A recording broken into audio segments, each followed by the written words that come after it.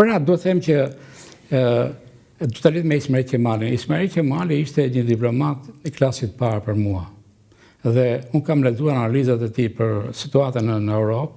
Ato janë modele, nuk e di, Ministria e Jashtme se si nuk i studojë, ti promovoj ato.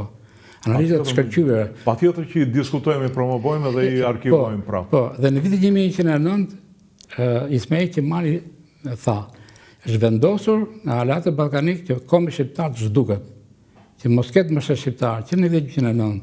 Dhe në atë kohë Ismail Qemali vendosi kontakte me ambasadorin e Austro-Hungarisë në Stamboll, dhe pastaj më vonë u takuan me tjerë, dhe vazhdimisht duke qenë diplomat Ismail Qemali merrte informacione që për përgatitet e Aleatë Ballkanik për sulmuar Turqinë.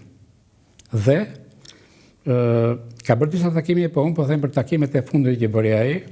Për shembull ai edhe në verën e vitit 2012, por edhe me 12 nëntorin që në 2012 shkoi në Austri ku filloi luftja ballkanike dhe kërkoi të takonte ministrin e jashtëm Bertold. Nuk ishte aty, por një miku i tij mori telefon dhe tha do shkosh në Budapest, edhe aty do të takosh, do të bëj një takim inkognito. E takoi Bertoldin dhe i tha që ne kemi plan të zhvillim pavarësinë e Shqipërisë. Të mbledhim një kuvend dhe shpallim. Bertoldi i tha, unë do t'i mbështes. Do t'i mbështes, Austria do t'i mbështesi, do t'i ndihmoj në gjitha mënyrat. I kërkoi një anije luftërake për të ardhur në Durrës, ja dha ai anije luftërake dhe ekipi që priste Ismail Qemalin, që ishte në Trieste, me Ismail Qemalin erdhën në Durrës dhe aty i dha porosi Bertoldi, konsul austro-hungarisë, ta ndihmonte me gjitha kushtet Ismail Qemalin që shkonte në Vlorë dhe nuk pati probleme Ismail Qemali. Por aty Bertoldi i tha hapur që Austro-Hungaria nuk do futet në luftë për Shqipërinë. Ja tha hapur, domethënë, nuk e tha.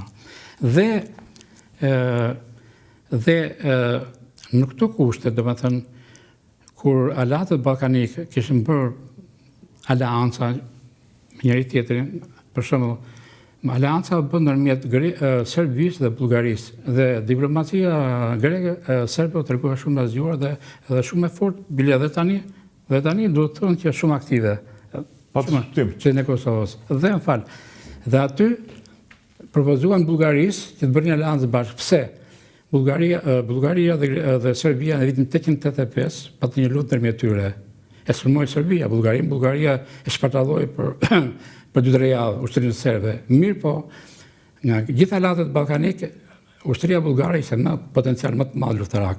Kishte numër më të madh të ushtarëve, 300.000, ka më shumë, artilleri dhe gjitha. Dhe serbët e ulën krenarin, kur i thonë, dhe bën marrëveshjen e parë me Bullgarinë, që bashkërisht do sulmojnë Turqinë, por do ndajnë dhe Maqedoninë.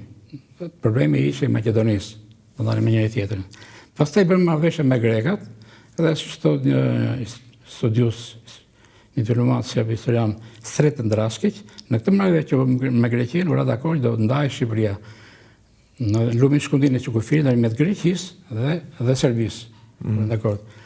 Të njëjtën gjë bëri marrëveshje dhe Malizi me Bullgarinë për një aleancë përbashkët, jo me Serbinë, sepse kemi thënë që Malizi dhe Serbia ishin rivalitet me njëri tjetrin. Dhe serbët organizuan një puç për të vrarë atë Mbret Nikolla në 1909, grupi bombash që quhet, megjithse djali i mbretit të Serbisë Karagjorgjević, Aleksandar Karagjorgjević e marr vajzën, përgrua vajzën e Mbret Nikollës. Se thamë që një vajzë që martuar me mbretin e Italisë. Në mos gaboj ai Knjaz Nikolla, mbreti famshëm i Malizi, vetëm një herë, që nuk pati trashëgimtar. Nuk vazhdoi mbretëria Maliziu, i inkuadrua në Jugosllavi. Po, dëgjoj, është e vërtet, po jo se s'kishte trashëgimtar. Jo, në sensin trashëgimtar në front, pa trashëgimtar biologjik mund të ketë lënë ai. Ai disa thonë që është me origjinë shqiptare, thonë disa, dhe në fakt ai bëri 9 vajza dhe 3 djem, 12 fëmijë bëri. Këto vajzat i martoi, si tham, dhe marrëveshja e parë u bë me Bullgarinë, dhe Bullgaria i premtoi ta ndihmonte nga ana ekonomike Marinezi, sepse ishte vendi i varfër.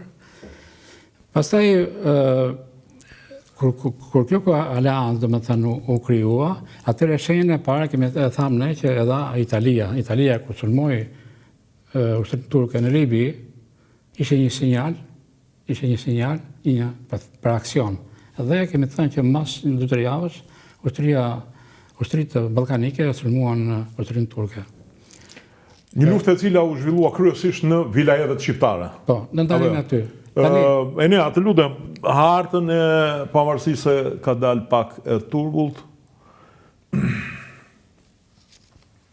Okej, këtu kemi, do me thënë, kjo është një hartë e sotme, ose më saktë deri sa ekzistonte Jugoslavia e vogël, dhe është tregon drejtimet kryesore të lëvizjes së trupave, apo jo? Po. Atëre, këtu ti ke ndarë edhe vilajetet. Po. Pra, kemi vilajetin e Janinës dhe sulmin e forcave greke. Janin. Kemi, vilajetin e Janinës. Kemi vilajetin e Shkodrës, vilajetin e Kosovës dhe sulmin e forcave serbe në këtë drejtim. Kemi vilajetin e Shkupit dhe sulmin e forcave serbe gjithashtu në këtë drejtim, dhe kemi sulmin në 2 drejtime të ushtrisë greke në drejtim të vilajetit e Edernes, në mos gabohem, ashtu quhet apo jo? Selanikut dhe të Maqedonisë së Jugut, në 2 drejtime. Pra, këtu sulmon në drejtim të Selanikut dhe të Maqedonisë së Jugut. Po. Tani, duhet flasim për